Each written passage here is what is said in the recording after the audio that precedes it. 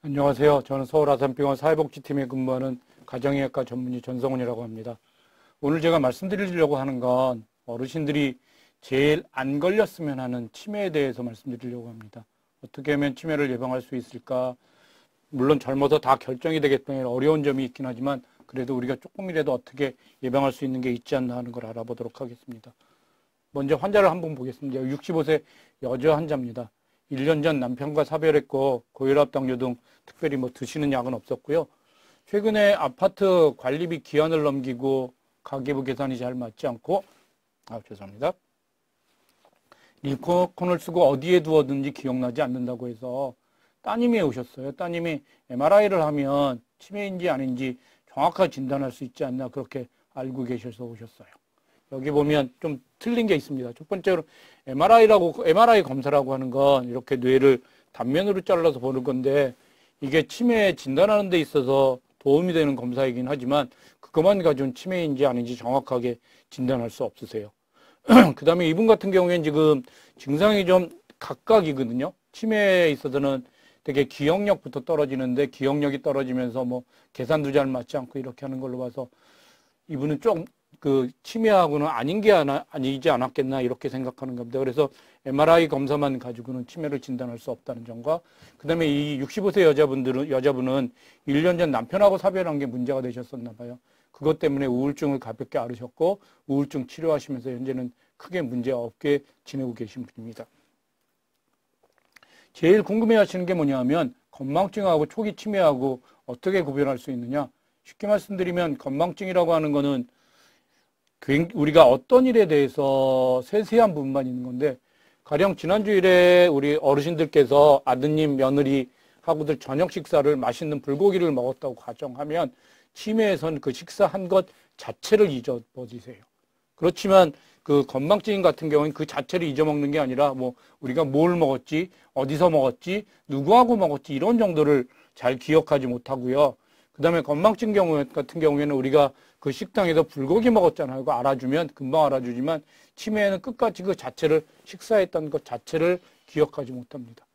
그래서 건망증 같은 경우에는 우리가 기억력이 떨어져 있다는 걸 알 수 있으니까 메모한다거나 어디에 써놓는다거나 이렇게 노력하지만 치매 같은 경우에는 본인이 기억력이 떨어졌다는 것 자체를 모르니까 문제가 되실 수 있으세요. 그래서 건망증이 계속 많아지면 치매로 진행하실 수 있는 그런 면이 있어서 건망증이 너무 심하다고 생각하면 치매 검사를 한번 받아보실 필요는 있습니다.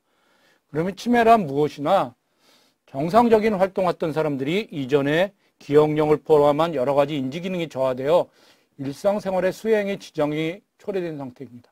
여기서 말씀드린 건 뭐냐면 그 선천적인 질병은 아니라고 하는 거고요.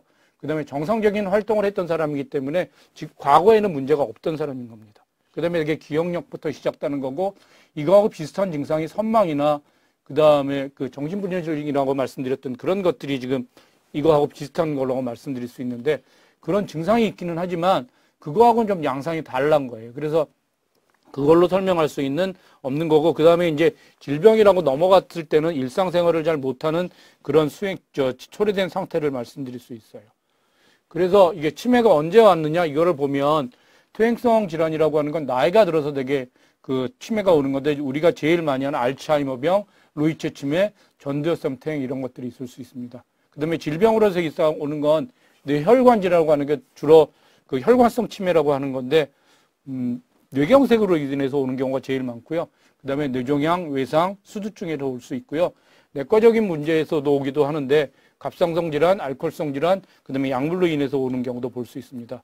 그러면 치매 진단을 어떻게 해야 되느냐? 치매 진단이라고 하는 건 뇌의 기능이 떨어져 있기 때문에 뇌가 얼만큼 지금 제 기능을 하는지 그걸 전체적으로 살펴봐야 됩니다. 그래서 언제 어떻게 됐는지 내 환자를 진찰하게 되는데 환자를 진찰할 때는 신경학적으로 어디가 잘 움직이는지 않는지 말씀을 잘 하실 수 있는지 그 다음에 다치질 않았는지 그런 내과적 진찰을 병행하게 되고요. 그 다음에 신경심리검사라고 하는 게 세라드, SNSB라고 하는 걸 하게 되는데 여기서는 지금 어떻게 기억하고 있는지 5개 얘기해서 어떻게 얘기할 수 있는지 그 다음에 금방 보고 어떻게 다시 그릴 수 있는지 우리가 여러 가지 그 면에서 검사를 하게 되니까요.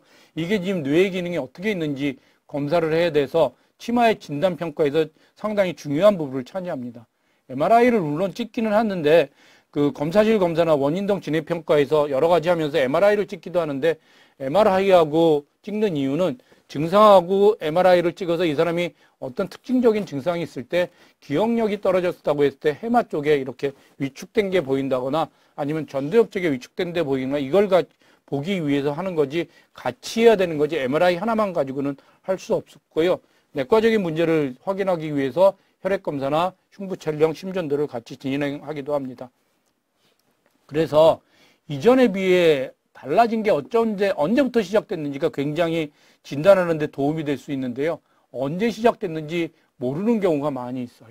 퇴행성인 알츠하이머나 루이체 같은 경우에는 제일 옆에 사는 사람은 잘 알아채지 못하는데 오랜만에 만난 사람들이 이 사람 좀 이상하다 이렇게 하기도 하고요. 손자하고 같이 지내면 손자가 따님이나 자녀들은 모르는데 손자가 먼저 알아챈다거나 이런 걸 볼 수 있을 정도로 언제 진행되는지 잘 모르고요. 그 다음에 혈관성 치매라고 하는 거는 그 혈관이 막히거나 경색이 오거나 이럴 때 올 수 있으니까 어느 날 갑자기 오거나 수일 내에 오거나 그런 거고요.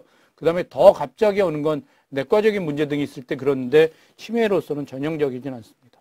병의 진행 과정을 보면 알츠하이머는 상당히 천천히 너무 급속히 악화되는 건 다쳤거나 감염병 때문에 그럴 수 있고 점점 나빠지는 볼 수 있는 건 혈관성 치매에서 볼 수 있고요. 인지 기능이 좋아졌다 나빠졌다를 반복하는 경우에는 루이체 치매를 의심하기도 합니다. 치매하고 비슷한 증상의 질병이 여러 가지가 있는데 첫 번째는 가성치매라고 하는 노인성 우울증입니다. 노인성 우울증은 의욕이 없고 사교력이 저하되고 2, 3개월 사이에 빨리 진행됩니다. 항우울주를 먹으면 증상이 완화되고 만성이 되면 구별이 어렵습니다. 우리가 우울증에 대해서 좀 몇 가지 말씀드리고 싶은 게 있는데 우울증의 관리에서 제일 중요한 게 뭐냐면 그 우울증이 관리가 되면 자살률이 굉장히 높아지세요. 여러분들 우울증 약을 먹는 사람들이 옆에 주위에 있으면 그 약을 절대로 끊으면 안 되는데 주위에서 어떤 권유를 하냐면 네가 마음이 약해서 그런 거지 약 끊고 노력해봐라. 아니면 교회나 절이나 성당에 가서 종교에 귀의하면 하나님의 힘으로 부처님의 힘으로 그 마음을 다 잡아서 약을 끊고 살 수 있다고 이렇게 권유하시는데 우울증은 아닙니다. 우울증은 약물 효과가 굉장히 좋기 때문에 약을 잘 드시고 정상 생활을 유지하는 게 가장 중요하시고요. 그걸 약을 끊지 않고 먹는 게 자살의 예방에 있어서 제일 중요하니까 약을 잘 먹어야 된다는 것 잊지 않으시면 좋겠습니다. 선망이라고 하는 건 여기가 어딘지 모르고 그다음에 헛소리라고 이런 건데 되게 수술 후에 병원에서 마취의 증상이 나타났다가 기가 후에는 회복되는 걸 볼 수 있고요. 그다음에 내과적 질병에서는 알코올성 치매, 그다음에 간경화, 갑상선, 비타민 B12가 부족할 때 그런 것을 볼 수도 있습니다. 그래서 치매가 지금 어느 정도 와 있는지 우리가 평가해야 되는데 이게 어디에서 중요하냐면 요양원을 입수한다거나 아니면 등급을 받을 때 이런 것들을 시행하게 됩니다. 그래서 먼저 인지기능 평가 아까 말씀드렸던 그런 신경심리검사를 하게 되고 그 다음에 중요한 게 뭐냐면 옷 입기, 세수하기, 목욕, 이동, 화장실 사용, 대소변 조절들이 혼자 지금 생활을 할 수 있느냐 없느냐 특히 대소변 조절 같은 게 안 되면 옆에 사람한테 도움을 받아야 되니까 그런 문제가 있는지 없는지 그 다음에 이상 행동이나 문제 행동을 하지는지 않은지 치매 자체는 지금 생각을 잘 못하고 결정을 잘 못하고 기억력이 떨어지는 거지만 그것 때문에 나타나는 정신과적인 증상이 우울, 지나친 환, 불안, 고격성 이런 여러 가지 증상이 나타나는데 이런 증상이 나타나게 되면 그 집에서 잘 간호하기가 어렵게 되고요. 이런 증상은 정신과적 약물로 치료를 해야 되는데 부작용 때문에 용량 조절에 상당히 어려움이 있으니까 그런 것들은 없는지 그렇게 여러 가지를 다면적으로 평가하게 됩니다. 환자를 한번 보시도록 하겠습니다. 80세 남자 환자분이셨어요. 대학교를 졸업하셨고요. 그 다음에 맨 처음에 증상이 된 건 70세에 자기가 잘 기억하지 못한다. 말이 잘 안 나온다. 단어를 잘 생각하지 못한다. 이렇게 하셨어요. 그래서 여기 MMSE 27점이라고 표시되어 있는데 MMSE라고 하는 검사는 뭐냐면 여러분들 그 보건소 갔을 때 하는 그런 검사예요. 이렇게 그림도 그리고 여긴 어디지 뭐 이렇게 단어하는 검사인데 그 검사를 굉장히 간단한 검사로 생각하지만 그걸 쭉 검사를 해보면 여기서 보이는 것처럼 성적이 점점 떨어지는 걸 볼 수 있으세요. 72세 경도인지장애라는 거는 뭐냐면 치매 초기라고 해서 초기하고 그 경계에 있는 건데 물건 둔 것 잘 모르고 약을 뭐 먹었는지 잘 잊어먹었고요. 단어를 금방 내지 못하시더라고요. 길찾기나 뭐 일상생활에는 문제 없었고 MMS에는 27점이니까 거의 정상이세요. 물론 더 하신 분들은 대학을 졸업하셨으니까 28점이나 30점도 많이 있지만 27점에서는 문제 없으세요. 그러다 한 5년쯤 지나니까 치매 초기로 됐는데 들은 내용을 전달을 잘 못하시고 같은 질문을 반복하시다거나 익숙하지 못한 데 가면 길을 잘 못 찾으시는 문제가 생기시더라고요. 그래서 그때 검사를 해보시니까 MMSA가 20점으로 떨어지셨고요. 그 다음에는 조금 더 나빠지셔서 78세가 됐을 때는 약속을 전혀 기억하지 못하고, 그 다음에 동네에서 길을 잃고, 그 다음에 소변 실수, 세수를 혼자 못하니까 이때는 요양원에 들어가실 수밖에 없었어요. 요양병원에 들어오셨을 때 검사를 해봤더니 MMS가 14점이고, 그 다음에 요양병원에 입소해서 74세가 됐을 때는 아들을 알아보지 못할 때도 있었고, 삼킴장애가 있었고, 대소변 잘 못 가리고 요양병원에서 했던 MMS에는 13점이고, 지금 80세가 하고 지금 요양병원에서 지내고 계신 그런 분이세요. 이분이 앓고 있는 병은 알츠하이머라고 말씀드릴 수 있으세요. 여러 가지가 있지만 치매 중에 가장 흔한 거고요. 그 다음에 점진적 시작을 보이면 제일 처음엔 기억력이 먼저 떨어지고요. 이분은 지금 어디가 잘 모르고, 그 다음에 어디에 뒀는지 잘 모르고, 약속 잊어먹고 이런 것들이에요.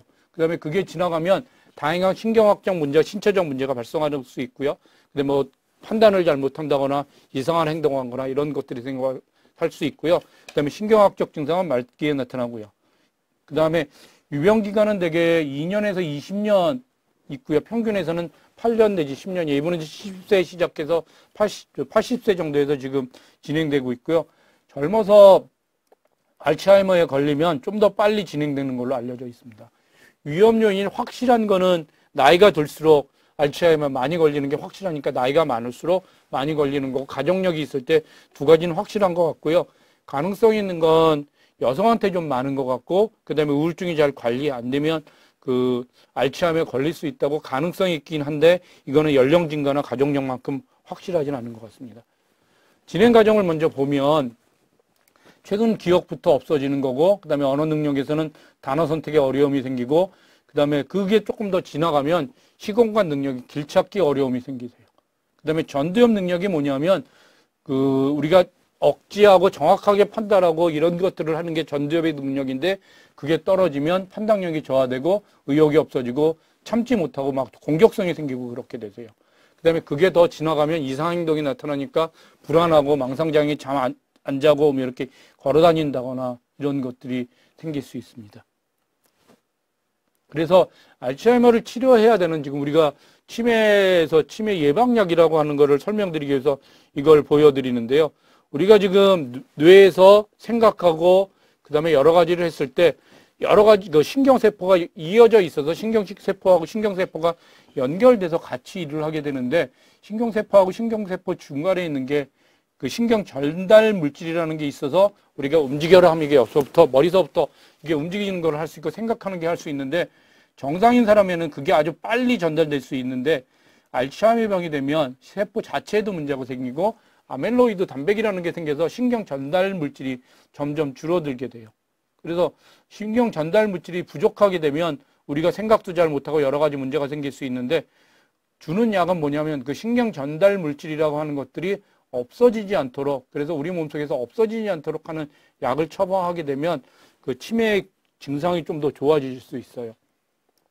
그래서 그런 면에서 약물 치료하는 건 인재 기능 개선 치료제라고 하고, 우리가 약을 처방할 때 치매 예방약이라고 하는 겁니다. 아세틸콜린이라고 하는 그런 그 신경 전달 물질이 없어지지 않도록 하는 그런 기존의 알리스펩트, 엑셀런, 레밀라, 에빅세 이런 약을 처방하게 되면 경증인지 중증도의 치매에는 효과가 있습니다. 인지기능이나 정신 증상 조절에는 도움이 되고, 그 다음에 결국에는 진행하는 걸 막지 못하기 때문에 초기에 발견해서 이거 약을 사용해서 그 초기에 그런 그 증상이 심하지 않은 증상이 유지될 수 있도록 노력하는 게 중요할 것 같습니다. 지금 이게 그래프를 보면 인지기능이 점점 떨어지는 거고, 그 다음에 시간을 보는데, 우리가 치매에 걸려서 돌아가시기까지 10년, 15년이 걸린다고 하면, 지금 처음에 1년이나 2년 됐을 때 약물, 치매를 발견해서 치매 예방약이라고 하는 지금 말씀드렸던 그런 약을 쭉 하면 돌아가시거나 할 때까지 지금 우리가 생각하는 그 기능이 많이 떨어지지 않은 상태에서 유지할 수도 있습니다. 그렇지만 중간에 약을 먹다 약을 중단하게 되면 굉장히 치매기가 빨리 진행돼서 증상이 빨리 생길 수 있으니까 지금 치매를 근본적으로 치료하는 약이 발견된 게 없어요, 사실은. 그래서 치매를 조기에 발견해서 지금 가지고 있는 약 가지고 증상을 조절할 수 있도록 그렇게 치매를 가능하면 빨리 발견할 수 있도록 노력해 주시면 좋겠고, 그 방법은 그 진단, 그러니까 미리미리 초기에 건강검진을 받아보시는 것뿐이 없으세요. 65세가 되시면 보건소에서 그 치매 검진을 시작하니까 1년에 한 번씩 꼭 받아보시면서 아까 말씀드렸던 그 MMSA가 떨어지지 않는지 그런 것들을 판단해서 필요하면 빨리 약물 치료를 시작하실 수 있도록 그렇게 생각해 주시면 좋겠습니다. 물론 약에 부작용이 없는 건 아닙니다. 입맛이 줄고 체중이 줄거나 맥이 너무 느려지고 두통이 있을 수는 있는데 대개 약을 계속 먹으면 괜찮아지는 경우가 많이 있으니까 약에 이런 부작용이 있을 수 있다는 건 알아주시면 좋겠습니다. 그다음에 요양병원에 입원해야 되는 경우가 있으세요. 요양병원에 입원해야 되는 경우에는 우리가 집에서 치매 환자를 돌보다가 돌볼 수 없는 상태가 됐을 때 그 요양병원에 입원하게 되는데 환자 일상생활 수행 능력의 저하라고 하는 건 혼자 생활할 수 있는지 대소변을 가릴 수 있는지 그다음에 뭐 여러 가지 그 옷을 갈아입는다거나 씻는다거나 이런 거 혼자 밥을 먹는다거나 이런 걸 할 수 있는지가 중요한 것 같고요. 그다음에 치매 환자 이상 행동이 나타나면 조절하기 어려우세요. 배회, 공격성, 밤에 주무시지 않는다거나 이상한 행동한다거나 이상한 망상에 빠져서 주위에 있는 사람을 의심한다거나 이런 행동이 있을 때 병원에 입원하시게 되는데 그때는 정신과적 약물을 치료해서 이런 증상을 조절하게 되고요. 치매로 오인받는 선망은 아까 말씀드렸던 게 선망은 여러 가지 내과적이나 수술 이런 것 때문에 오는 거니까 증상이 금방 좋아질 수 있으니까 그거는 그거에 따라서 잘 치료하시면 될 것 같습니다. 그래서 알츠하이머 환자는 이렇게 살펴봤고요. 두 번째는 65세 여자 환자입니다. 과거력에 고혈압, 고지혈증, 골다공증 약물 치료하고 계세요.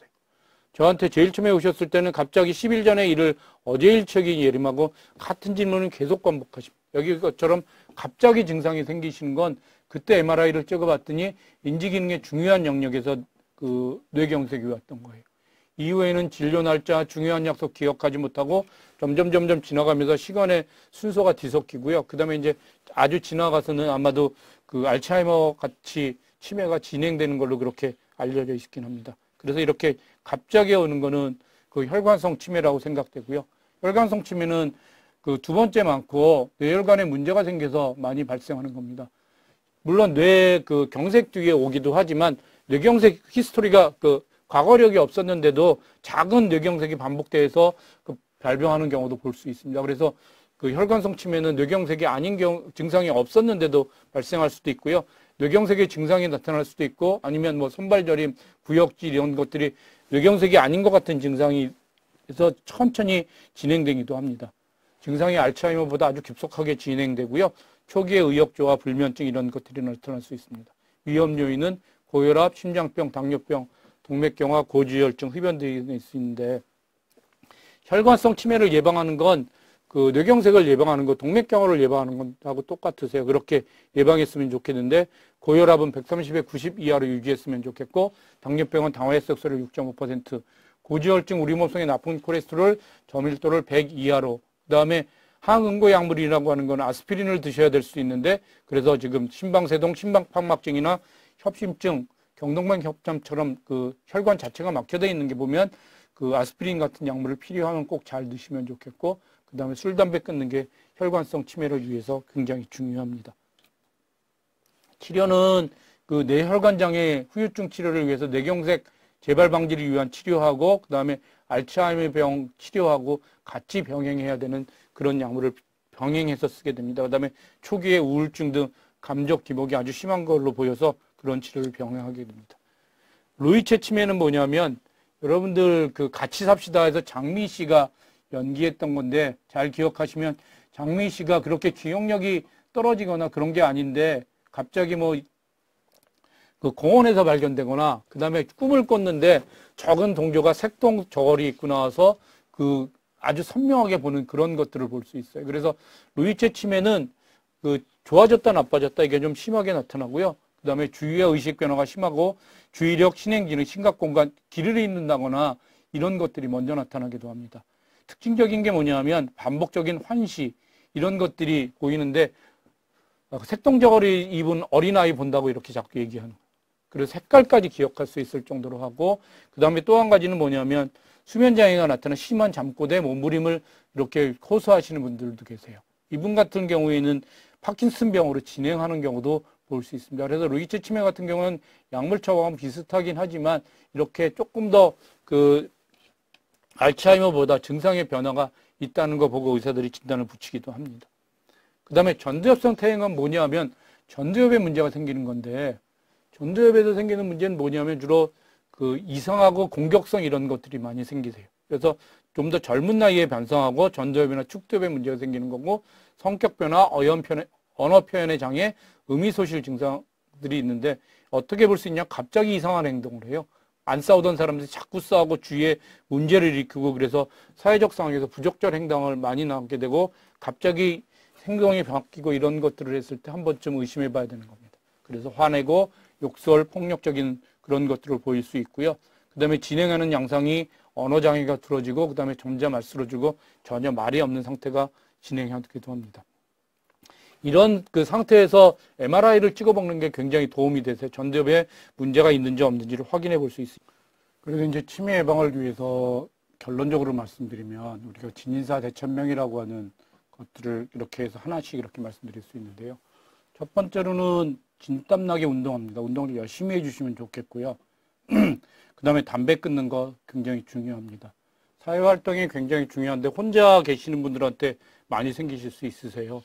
그래서 혼자 계시지 않았으면 좋겠고 복지관 같은데 학교 다니듯이 매일 나와서 활동해 주시면 좋겠어요. 그게 한 사람을 더 만날 때 굉장히 도움이 되실 수 있고요. 그 다음에 같이 생활하거나 그 식구가 많을수록 도움이 되실 수 있는 겁니다.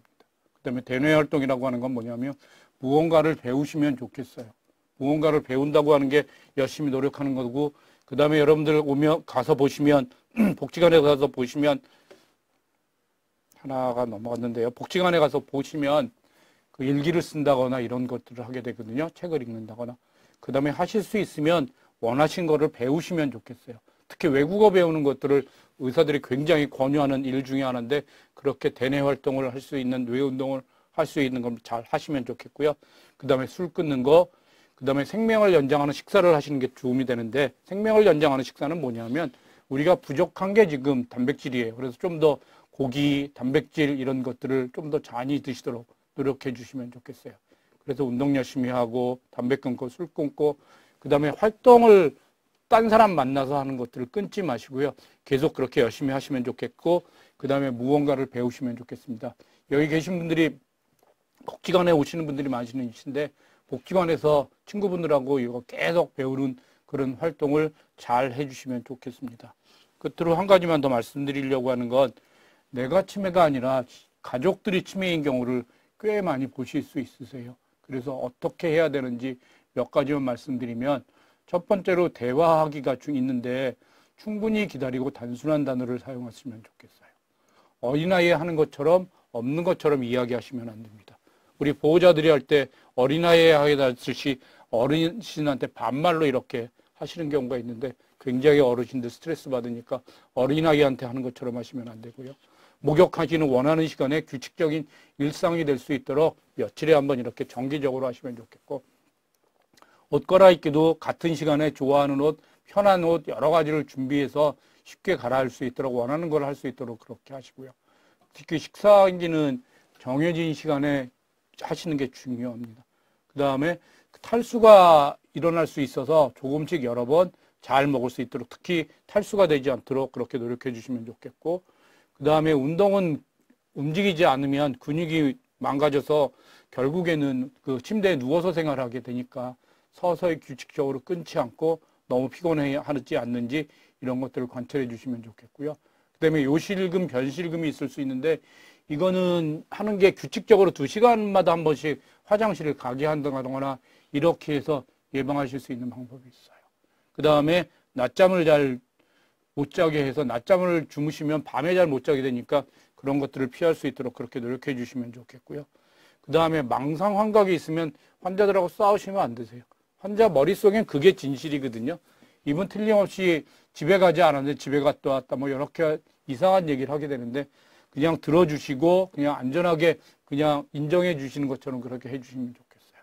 그다음에 배회하는 경우가 많이 있는데 이름표, 주소, 목걸이 달게 하고 집에서는 어린아이한테 하듯이 위험한 거 손 닿는 데서 다 치우도록 그렇게 하고 열쇠 관리, 안전한 환경에서 이렇게 관리할 수 있도록 이렇게 간호하실 수 있도록 그렇게 해주시면 좋겠습니다. 그래서 치매 환자들이 갑자기 나빠지는데 갑자기 나빠지는 게 되게 환경이 바뀌었을 때 굉장히 나빠지세요.